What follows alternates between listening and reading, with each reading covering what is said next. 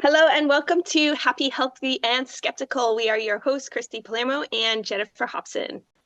I am so excited.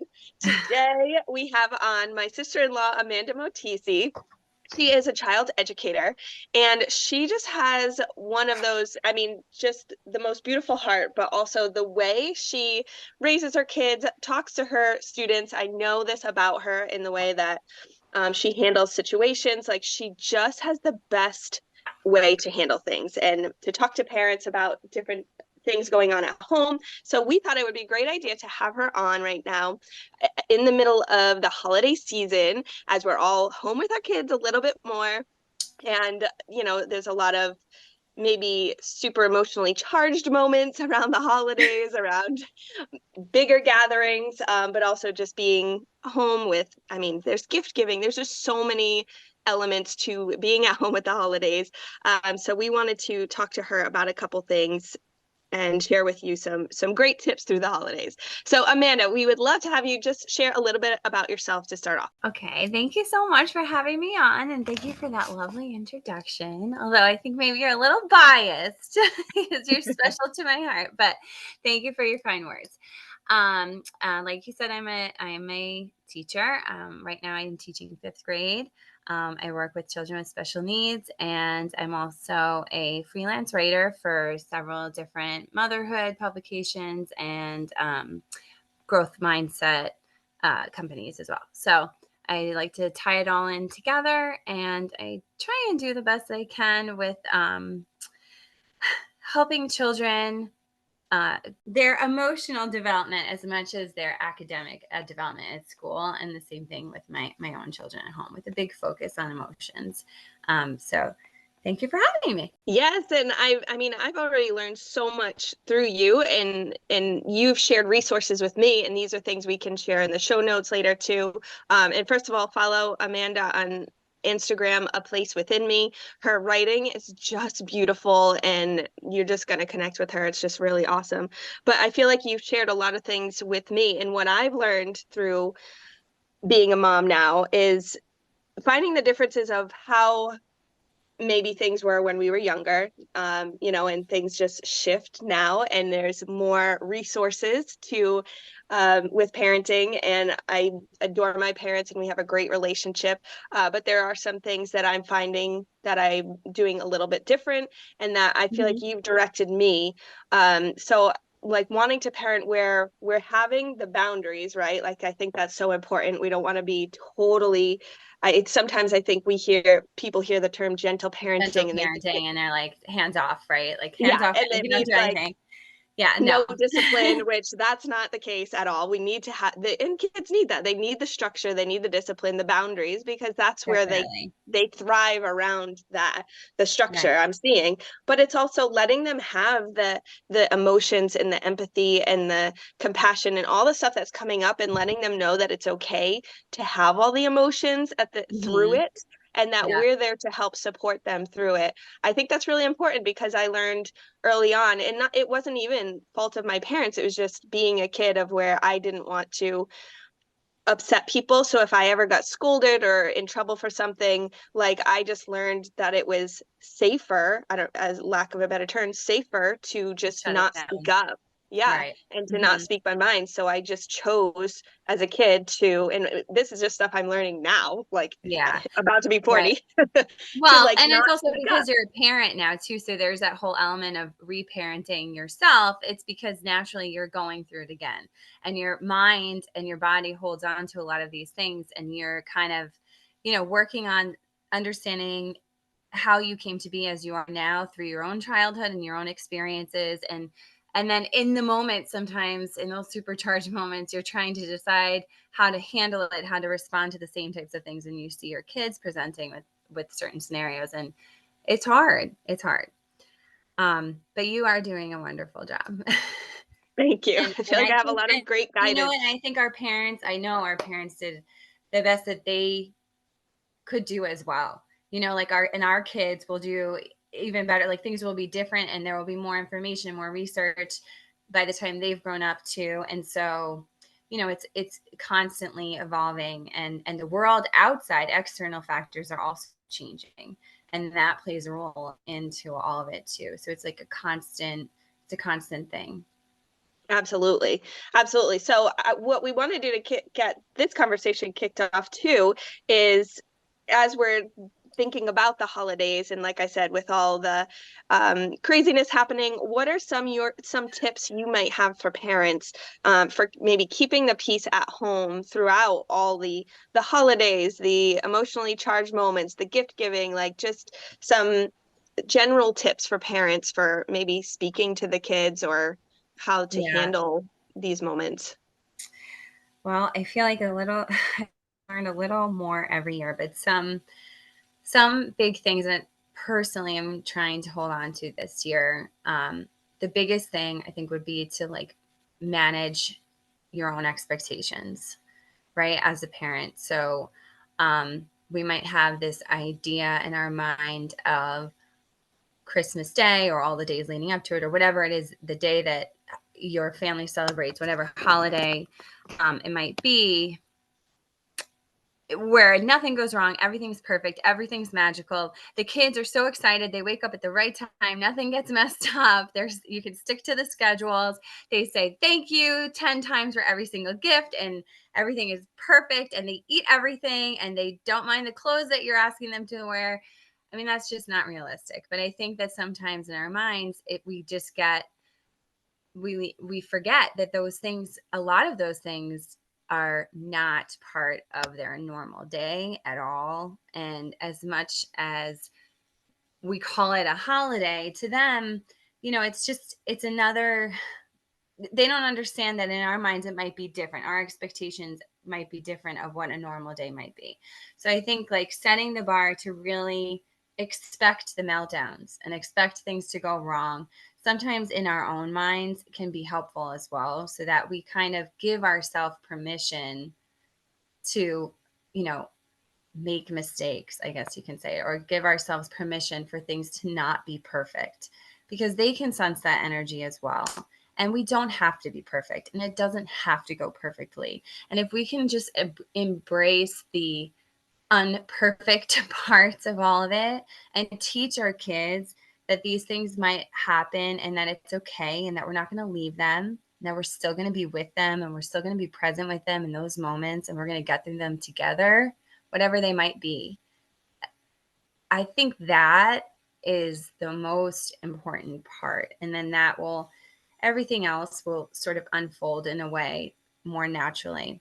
I think sometimes it's our own angst and our own stress over how everything has to be in a certain way.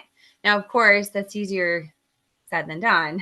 I think also it's really important to maybe take some time with whoever you live with in your family, in your house, and prioritize how you do want, maybe if there are a few non-negotiables of like planning or whatever, however you want things to look like, to set that out and to discuss that together, and how you can make that more possible, instead of waiting to the last minute and really communicating your needs that you need to be met or what you're hoping for, and working together to figure that out.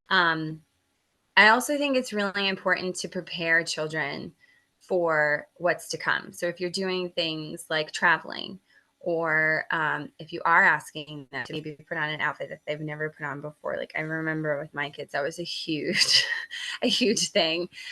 Even tomorrow, like my daughter has a concert, and we have to put the outfit on tonight. Like we have to do that, because if we do it tomorrow, it'll be something might happen. So trying to prevent certain scenarios that might happen if you don't practice it and role play and go through it all. We might think it sounds silly or feel silly, but it might be helpful in the moment where emotions are high, where their emotions are high. So in that particular example, tomorrow she's probably gonna be nervous. So having a conversation about what to wear with me when they have to wear something like specific for the school, that could be problematic. So preparing them ahead of time, who's going to be at these events, what kind of food there might be, how long you might be there, and maybe talking a little bit about like what they're looking forward to and maybe what they might be feeling nervous about ahead of time, so that you can be clued into that and you can be there to better support them. And I also think like talking about who you're going to see and saying like when you have to leave, like giving them ample time to leave, because that can be tricky too. I think everything that you talked about, Amanda, I mean, I kind of knew those things, but when you say it out loud and use specific words, and I think the most important word that you used was expectation. And I think that is so important, not just in the holiday season, as you're talking about it and you're going through it. I'm thinking of all these different scenarios where I could apply, because I think, and it's a perfect time that we're having this conversation with you, because Christy and I just had a conversation, our last episode, about keeping up with the Joneses, right? Comparison. We want our holiday to look like that person's because they put it on social media. And I think what you really hit on is misaligned expectations result in disappointment. Right. And that's really what happens. You don't have the same expectation as your husband, right? So many people complain about this, right? I did all the work. My husband didn't even help. Well, what was your expectation of his involvement? Did you communicate it to him, or did you just want him to be able to read your mind and now you're pissed off? Or, what was the expectation of people coming over? Were they expected to bring things? They didn't, and now you're mad you had to do all the cooking. Like, I think there's so many different scenarios in the holiday, and it goes back to communication. If you're not setting the expectation, even for your kids, like you said, I think that's a great idea. If you know that they get overwhelmed in certain situations, like putting on a new outfit or going to a new place, have the conversation with them, right? And I don't think that that's coddling them at all. It's learning to teach them how to expect the unexpected. Hey, something could happen that I don't know. But I think about that for us, right? What if today we're about to go out the house and we know what we want to wear, and someone goes, hey, you're not going to wear that. This is what you're going to wear. Yeah. We'd be a little pissed too. That's really itchy and colors that you don't like, but you're going to wear it and you're going to, take 10,000 pictures in it. No. And you're like, that wasn't my plan. And I think we forget sometimes that we're dictating everything they want, that they have to do, when maybe that's not what they want to do. And we have the same feeling. And definitely you hit it with the conceptualization. I have an 8 and a 2-year-old. Sometimes even the 8-year-old doesn't understand that the 2-year-old can't have conceptualization of, he doesn't understand when he gives me a hug and not you a hug, that's hurting your feelings. He doesn't get that, right? So the same thing for us. And I think you encompass so many things just by saying, not having open and clear expectations is really what creates overwhelm. It creates those total meltdowns. And even for us, I get easily overstimulated, right? So if I don't say, hey guys, we're going to get some new toys, some of them are going to be really loud, but mommy has a hard time when all 10 of them are being used at the same time. So I was one at a time, and it's great, and you're going to have fun. So I think even I'm like, all right, good, I know what I'm going to do tomorrow. Yeah. I mean, it's true. And it's also like part of it is so then let's say your expectations not met, right? Or somebody changes, like flips the script on something the way you thought something was going to go, and then it doesn't. And then part of what's so hard about that is like a lot of times you feel that you're sort of left alone in this feeling of disappointment or overwhelm or anger. And then you have to do the thing, like you have to change it or right away. And so I think the next part of it also is to say, hey, listen, guys, there will probably be, like the way you set up the toy situation with you can do something similar with their emotions in general. You could say, like, there's probably going to be a lot of people at this party, and you're probably really going to love that at some parts, because maybe we're gonna, like, you might really like that when we're playing a game together, when you're playing a game with your cousins together, but then it might be really hard for you at another time, like maybe when we're letting them know that you might like some parts of this, and then there might be a time in the day where you're not feeling so good, and I just want you to know that I'm going to stay with you, or I'm here for you, or you can come to me, or I'm not going to leave you alone. And then I think the other really, really powerful thing to do, if you know that sometimes you can predict it ahead of time, if you know your child's going to struggle with a certain situation, like let's say, like it maybe has something to do with gifts, or maybe everybody wants to play something and that your child might not want to, or maybe the dessert options or food options, like they're not going to be comfortable having something that you can predict them struggling with. You can say, hey, you know what? I remember like this time when I was little, like going to this party, and maybe let's say it's gifts, and like we did this grab bag, and it seemed that everybody got something that they really wanted, and I just remember I got like this thing that I really didn't want, and I didn't know what to do. Like preparing them for that situation of like, maybe you might open a gift that you don't know what it is, or maybe you don't like it, or you're a little bit jealous of what your brother got or your sister got, and going through that, because those things happen. And we kind of, as a parent, sometimes don't want them to happen, because it's like, oh my gosh, like you should just be grateful for what you have. But they have to learn like to go through those emotions, and if you can talk to them and make it about you and normalize that this is like a normal feeling, and sometimes that might happen, and they could feel grateful and also maybe a little disappointed that they didn't get the same thing or whatever it might be, and then talking through that scenario so they're a little bit more prepared of what to do, just so they're not alone, and they don't feel like they have to hold it in, because then that's when they shut down, and that's when the tantrums come, and that's when they feel like they're left out or different than everybody else or whatever it might be. Well, and we think kids are so different sometimes, but really, inevitably, nobody wants their feelings to be dismissed.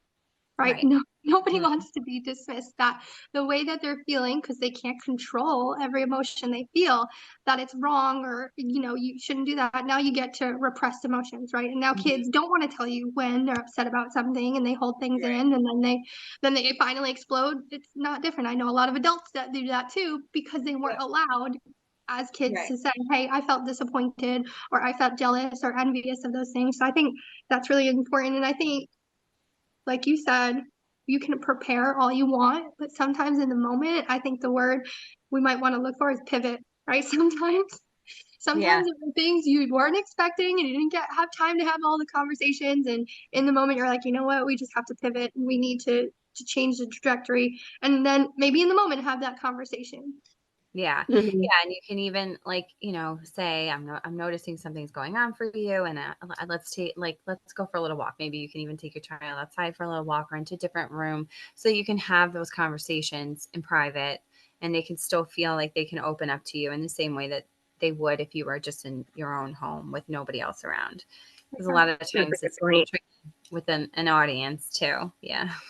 Yeah. Oh, these are such helpful tips. And I think it can be helpful for no matter what age range your kids are. Like I know my kids are younger, they're 2 and 4, and well, the 6 month old is doesn't really know what's going on yet. So No, it's, but like for instance, we're in a phase with 2 and 4, like they get so angry that they want to throw and hit things. And so like that I have to, and I know I've actually learned a lot of this from you, Amanda, is like letting them know it's okay to be mad. Like that, I'm not trying to not, or I'm not trying to take that away from them, and making sure they know it's okay to be mad, but there's other things we can do, like, and then giving them things, stomp your feet, like, or let's go outside and let's yell together, like let's just Yeah. get it out of our bodies. Yeah.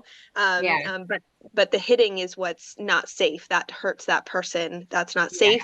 And I have to take you out of this situation right now. Let's go in the other room, Yeah. like you said, taking them out of it. And so giving that boundary of like, okay, this isn't okay, but at the same time, it's okay to feel the way you feel with Right. all these crazy emotions going on. So as we're talking about expectations and things, I think there's a piece of the holidays that is huge these days and very popular that we could talk about is that Elf on the Shelf. So I'd love to Yeah. hear your thoughts around that, Amanda. So this is tricky, right? Because it's like I want to embrace a lot that has to do with the magic of Christmas. But then I think, these things get lost. And when kids get into school age, it gets tricky because they all are hearing different stories and interpretations of how to do certain things in their own houses. And then they talk about it at school. And it's tricky. But one thing, so this year in particular, my kids have brought up 2 points that just hit me the wrong way, and it really caused me to sort of reevaluate some of the story around it. And we had never really done the elf in the past, but they really were asking for it because of some peer pressure. But the first thing was actually not necessarily elf related, but sort of the song, like, you better watch out, you better not cry, you better not pout, I'm telling you why. So one of my children said, Mommy, you know that song that everybody sings, do you think that that's like really true? Like Santa doesn't want kids to cry? And it just like shattered me. And I was like, Amanda, no, how old is she, just for context? she's 7. Okay. And I said, no, I don't think that's true. I think somebody just wrote that because it rhymes and put it in a song. And it's just a great song because it's catchy and everybody sings it. But, you know, she was really bothered by it. And then my son was crying one day and he was like, no, I'm not going to get any presents. And I was like, what? Like, this is not, you know, what? And in the moment, of course, in that moment, because he was crying about something, was like not the moment to talk about it. So we had to revisit it and talk about it another time. And then someone in, I forget, one of their classes said like somebody needed an elf for longer because they needed more watching. And I was like, it just didn't sit with me the right way. And they were using the words naughty and nice. And I could hear one of them say, like, oh, the elf is watching. And I felt like manipulated by the situation. Like I was removed from it. And I was like, this is not how personally for me, I wanted it to look like in our home. Like it just didn't, it's not in line with our core values, like what's most important. Like, so for me, I sat them down and told them both, we believe in the magic of Christmas and, you know, all that kind of stuff. And then I said, but you guys are good kids. You are good and kind kids. I know that in my heart. I hope you know that in your hearts, but I know that. And we also believe in God. So I also told them that God knows that. He knows you're good and kind, and Santa knows you're good and kind. And so does our elf. He knows that you're good and kind. And that's it. Like that's as long as you are trying your very best to be good and kind and true to yourself, that is the most important thing. And I didn't really have to say too much more because I Mhm. think then you like kind of maybe over script it a little bit. And Yeah. there's a book that was created through the Good Inside, the Dr. Becky Good Inside community. Somebody wrote it, I believe, for the community, and you can get it on Amazon. And it's more in line. I found it after this conversation. I ended up buying it, and I read it to the kids, and it was all about like it's just reframes using the elf in line with like you are a good kid and Mhm. and it's a cute story. So it helps with that because sometimes they do need a little bit more of a concrete example. And always stories are a great way to do that because it removes them from the situation. And it's, you know, you're not talking about them, you're talking about the story. And it's a different way to sort of like put it in there. But it's tricky. Well, while you were saying it, I felt ick at first. Then I felt sick to my stomach. Then I almost felt like I was gonna cry, right? Because you're feeling all of these emotions, and if it's making me feel like that, how is it Yes, making them feel? yes, and it's just like, gosh, and they're pulling from everyone at school. They're pulling from their friends' Mhm. parents. They're pulling from the stories that they hear, and they're trying to create something that makes sense. And it's not really going to make sense because it is Because it's made magic. up, and it's Right. yeah, it's So made up. it's not going to really make sense. And like it's for Yeah, some kids just saying, just believe it, it's just the way it is, it's not going to work. And yeah, that's where that like stress and anxiety comes from, and that's too much to put on them. Like for sure. I don't think that that's a reasonable expectation. I think it's more like, you know, you maybe we have hard times, maybe we I think of course we need to talk about when we make choices that maybe weren't the best choices, but that's also part of being a good and kind person, right? Like we all Yeah, mess up. yeah, So then there's repair, and then you talk about how to fix that. yeah. um but like being perfect for 24 days is sort of completely It ridiculous. sounds like a mind fuck. It just In sounds my like a opinion. total mind fuck. Like if somebody told me I had to be, I mean, I just swore now, right? Like I already lose. I mean, if somebody told me I had to be perfect for 24 days, like that's a Right, lot of pressure and right, anxiety feeling. And then we wonder why yeah, we have adults that are full of anxiety. right, And I right. think, for me, outside of holiday season, one of the things, because we had struggles, when my oldest was younger and going through emotional development. And the biggest one is someone, you heard it somewhere, wherever we start, that I'm a bad kid. I said, you're not a bad kid, right? You made a mistake. And the biggest thing is saying, I love you even when you disappointed me. I love you even when you made a poor decision. I love you when you make great decisions. Like knowing that they're still loved regardless of what they've done is also important too, right? Like I think sometimes well, they know I love them, but do they? Right.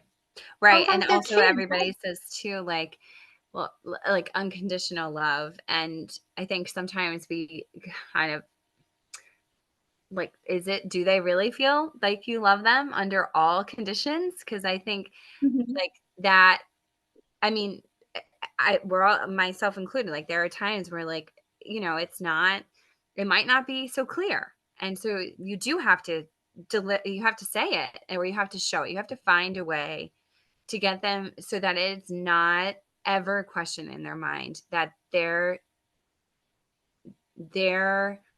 worth and that they always will feel worthy of your love no matter what, whether they're Sure. I want to say whether they're naughty or nice, but if Yeah. they know that they are a good kid and that sometimes they make choices that need to be, I mean, they're not going to come out and be perfect. That's how you right. learn. You have to mess up. You got to do some Hmm. things wrong. So, hey, that wasn't going to fly. To flip your script on the child side of it, I have chosen, and this is my personal choice, people can choose what works for them. I have chosen not to do it.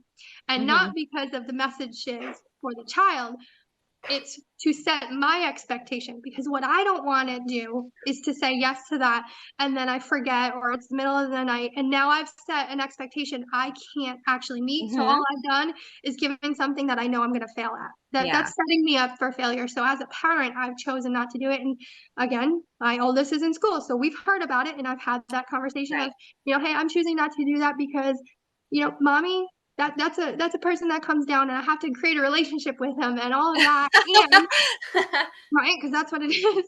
And it's saying, hey, I think at this point you know what's right and wrong, and I don't want you to feel like you have someone there. If you use it, I Right. think they're really fun to do fun, silly things, and if people Right. change the way they do But it, it's and a that's lot of days of doing it's a fun, lot of silly days, right? things. I am a sleeper. I do not want to wake up at 3 a.m. No, and scroll down I mean, and Facebook. I envy you because it is, I forgot to move it the other night. It was not good. And I think it goes back to your first comment. It's expectations. What are your expectations? What, for me, one of the other things that I do that gives a little bit of magic is I buy a bunch of Christmas books, cheap ones, Target, and like a week before Christmas, I leave them on the front door with a letter from Santa. Hey, you're doing a really great job. I saw that you did this. Oh, I love So that. now they have a couple of books, enough books to read until Christmas Day. So I'm like, you know what? I can put a little bit of magic, but Yeah. I know my limits and it can't be 24 days of magic. No, I think that's great. And I think that that's the other part of all of it too. Like you don't want to look back on this time with having young children or any age really and regret that you didn't do what works best for you and your family. Like the people that matter the most to you at the current moment. And that sometimes can be really hard to figure out too. Like that's tricky because you do have pressure. From all sorts of different angles, and it can be really hard to figure out, you know what, this isn't good for me right now and I'm going to say no to it. But also that's a skill that we want to model for our children as well. Like when we need some to do something for ourselves or not do something for ourselves. And I think that that's great that you told them that, and what a great learning experience in listening to yourself and doing what's best for you.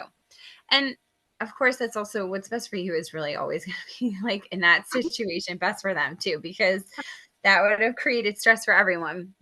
I Exactly. feel that they feel the energy. So if they feel that you're just like anxious and there's just Yeah. something off because you're Yeah. like trying to meet this expectation of this darn thing on the Yeah. shelf, Yeah.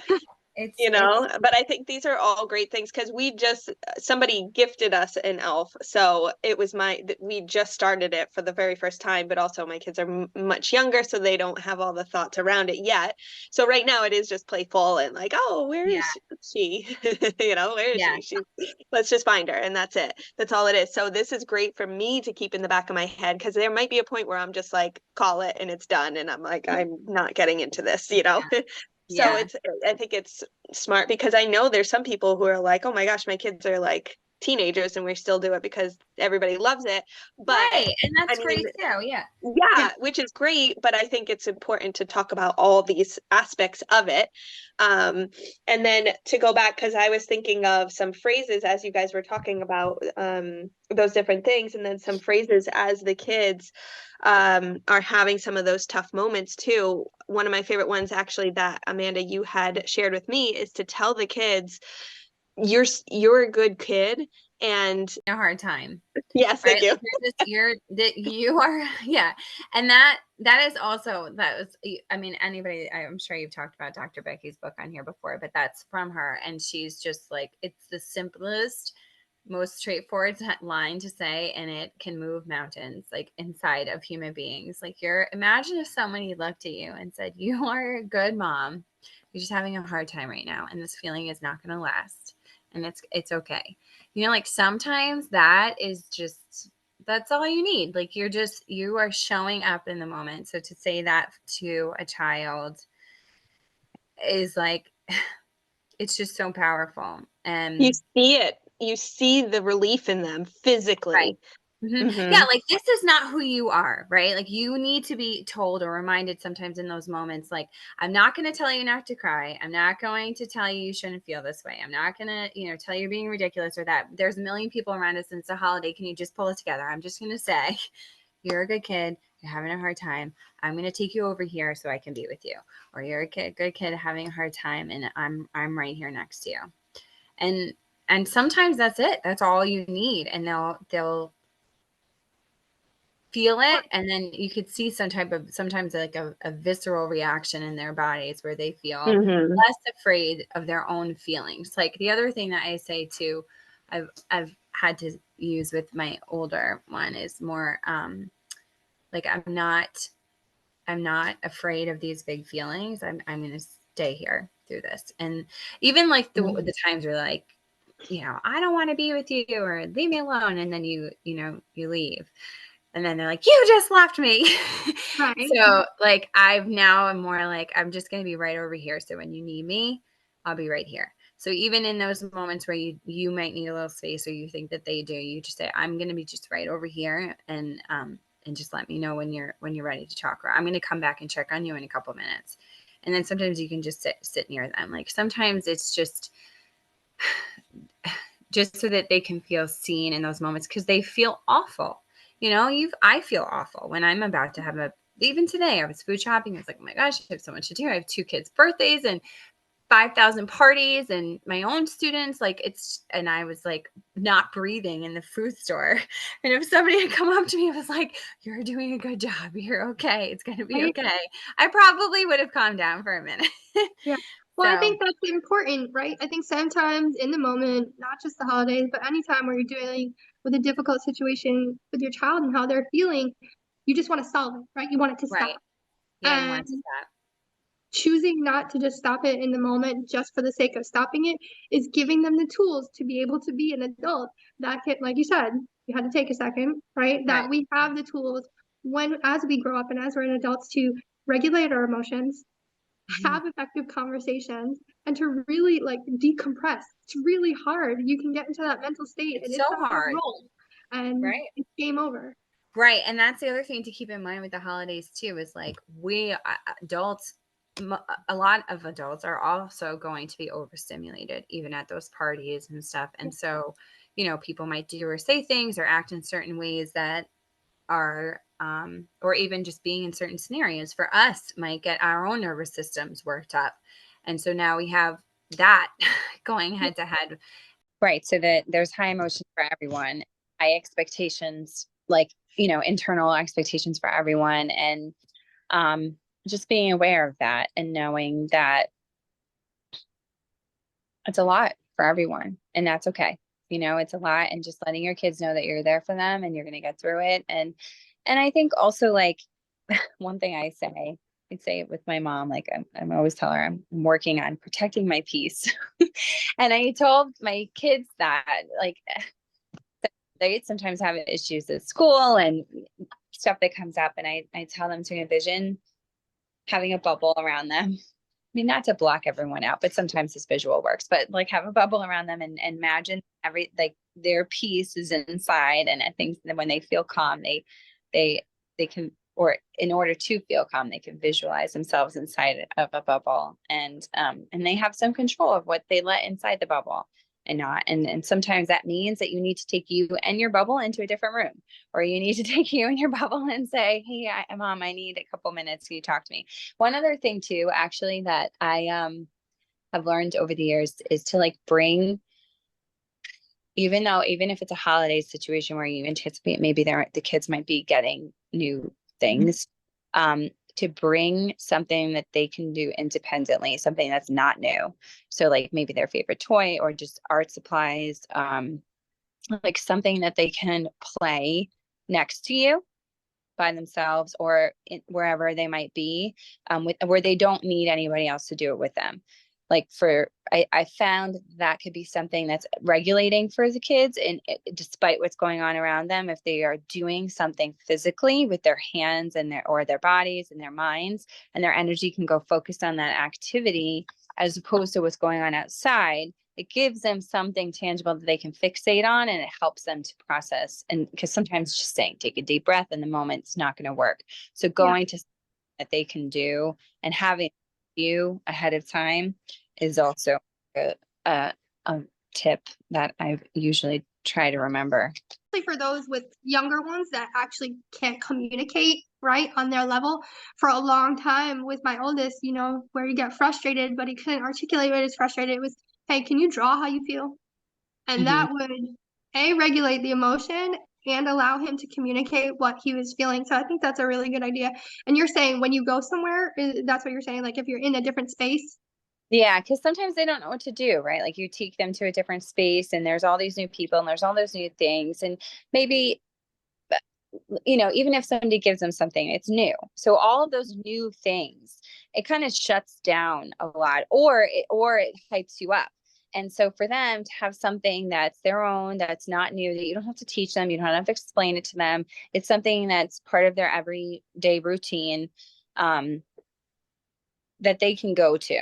And that, I feel like, is just setting them up for success in life in general. Like if it's going to be something like building or drawing or writing, maybe they bring a little journal or a notepad, or even tiles, like magnetic tiles. You just bring it back and put them out, and then let them do something. And it's usually a way, because otherwise it's a way, even if you want them to socialize with the adults, let's say, or other kids, they don't have a lot of practice, like going up to someone that they don't see very often and saying, hi, my name is, so-and-so, and let me tell you everything that's happened since the last, like, that's not going to happen. So if doing something that they feel comfortable in, that also creates a scenario where other people might feel more comfortable to get on their level physically and conversationally, and be like, hey, what are you doing?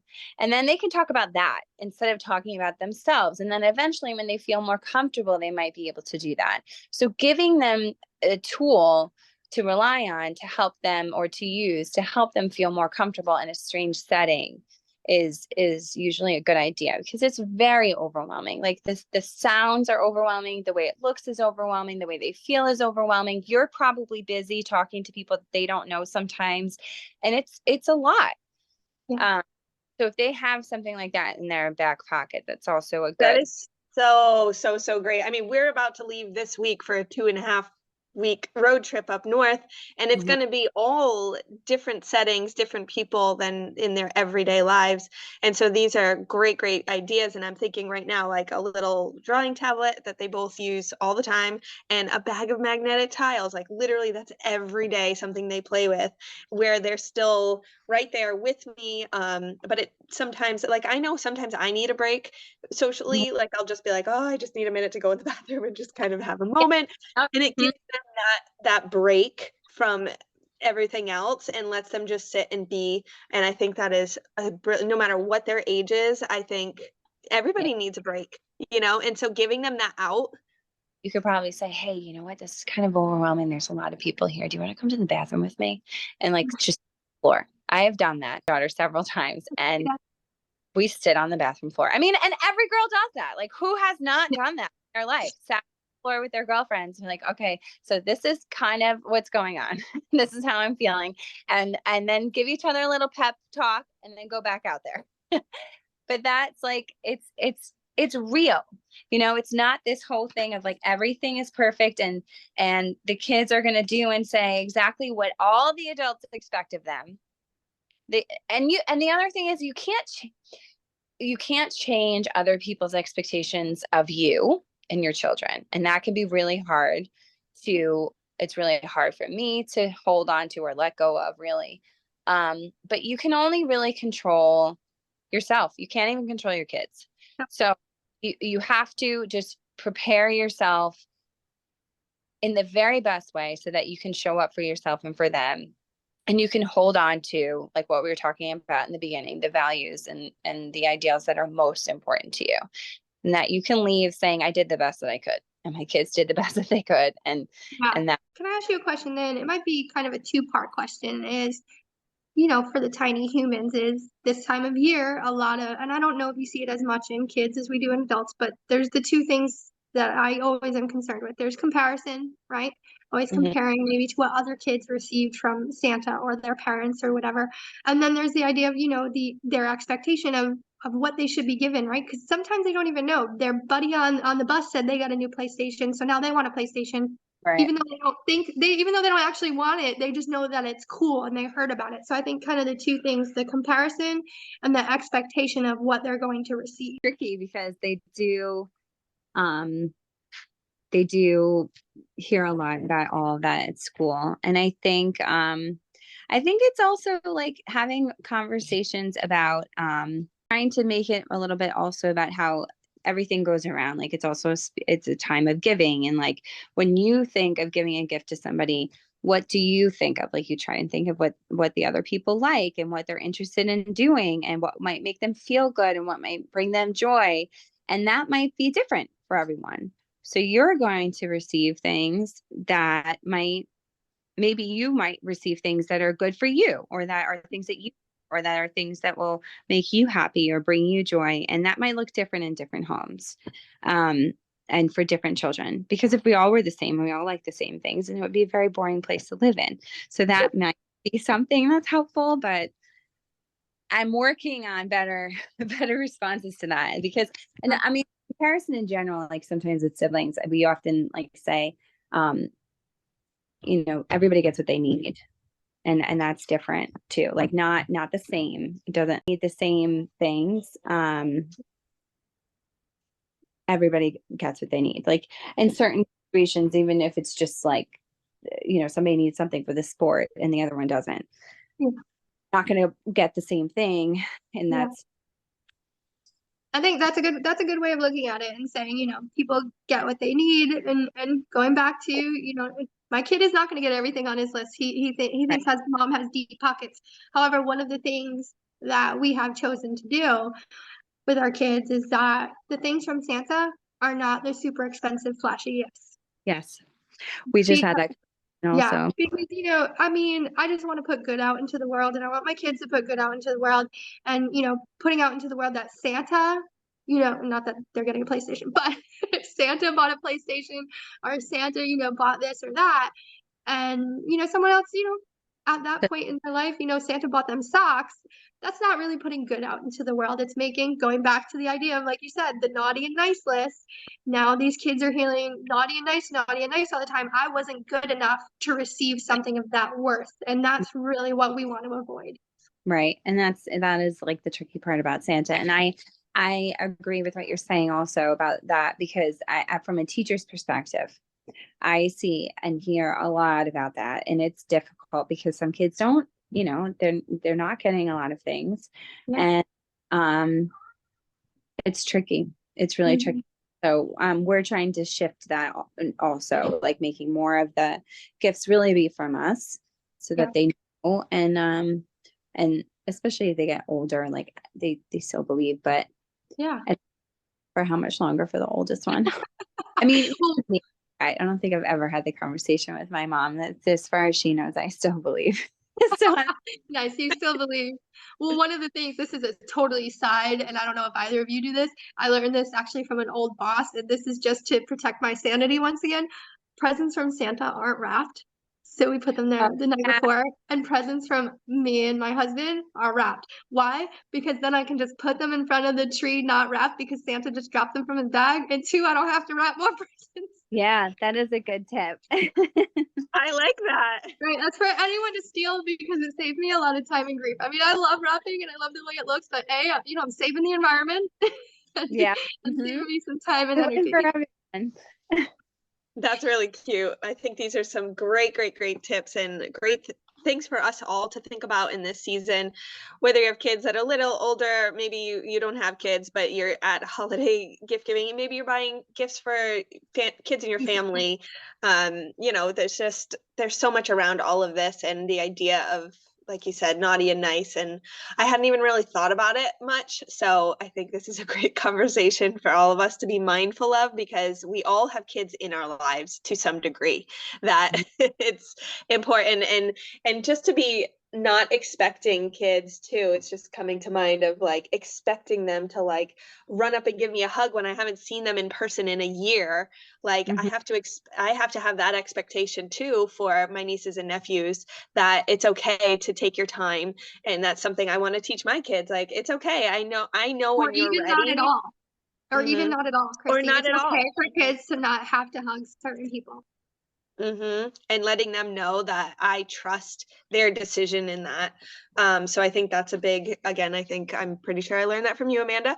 And, and just letting the kids know that we're telling them, I trust you and you'll know when you're ready. Even though my Right. kids are super little, like they take their time.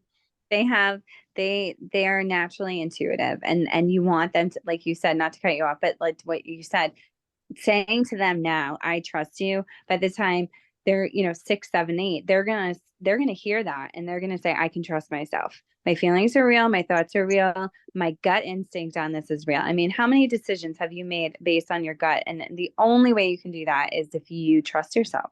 I mean, Yeah. what a gift that is to give to your kids. I could definitely use in speaking that more into my children and even into myself, I think, right? My inner child needs a little bit of Mhm. reassurance. Is that I Yeah, trust you in the decision you're going to make. right. And it's so Mhm. hard sometimes to make decisions without the approval of others. But, when we're really thinking about what we want our kids to do, we want them to be able to make those hard decisions, not of course without support of others, but approval and support are very different things. For Like sure. seeking that outside validation is very different. So we want them to know that like their feelings are real, even when they're little, of course, Mhm. especially when they're little. No, I love the Mhm. conversation because we're not saying it's all rainbow unicorns, right? And No, sunshine, but it's conversations. You have to set them up for success in the future, and it's not by coddling them, but it's also not by being extremely harsh. right, right. Mhm. And part of that, I think personally, like that harshness that sometimes people can tend to go to, and myself included at times, is our own stuff. That's about us. And it's also because we don't have a lot of practice in doing anything different. So sometimes, if we do, we do have to practice saying these things and responding in those situations. And oftentimes when our kids melting down, there is a very big part of us melting down too. And so the first step is, of course, I'm highly regulating. nodding. I'm like, uh-huh, uh-huh, Mhm. uh-huh. Yeah. And so if we can't calm down, and then if we respond to them like that in those moments, that's how they're going to respond to their friends when they're doing that at school too. And then all of a sudden they're bossy and they're mean, and it's not okay for a kid to do that, but it's okay for an adult to do that. So I mean, it's so layered and it's so difficult and it's a work in progress, but I think that there's always space to talk about it and to explore it. And it's so nice that you guys are creating this space for open conversations about this type of stuff so people can, just learn more information. That's all it is. No, But I Mhm. think you're not alone. You're certainly not not the perfect only at one. it. You're not the only one experiencing the Right, chaos and the right. difficulty. And that at the end of the day, it's challenging to raise a human with that has kindness and goodness, but that has trust in themselves, like you said, and it's okay to make mistakes as long as they're learning from them. And Right. set their own boundaries for sure. Right. That's something a lot of us didn't learn till adults. So if we can teach them how to do it young.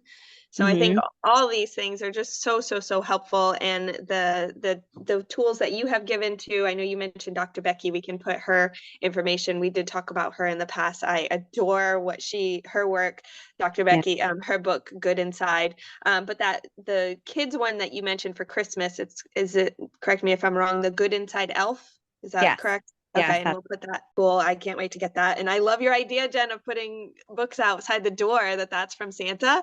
So Yeah. cute. There we go. Yeah. You put a letter. It's another way, instead of telling them what they're doing wrong, I try to tell them something I caught them doing right. Yeah. And it's Santa so much more motivating. It's so Yeah. much motivating. I mean, even if Mhm. teacher, like saying, "Oh, you're doing this wrong," it's not going to get them to all of a sudden start doing the right thing. So, No. So many more pieces of this, not even around the holidays, but with talking with kids and raising good humans and all of that stuff. So, but definitely follow Amanda's Instagram. We will put it in the show notes, as I mentioned before, A Place Within Me. And definitely join in our conversation. We are on Instagram at Happy Healthy Skeptical.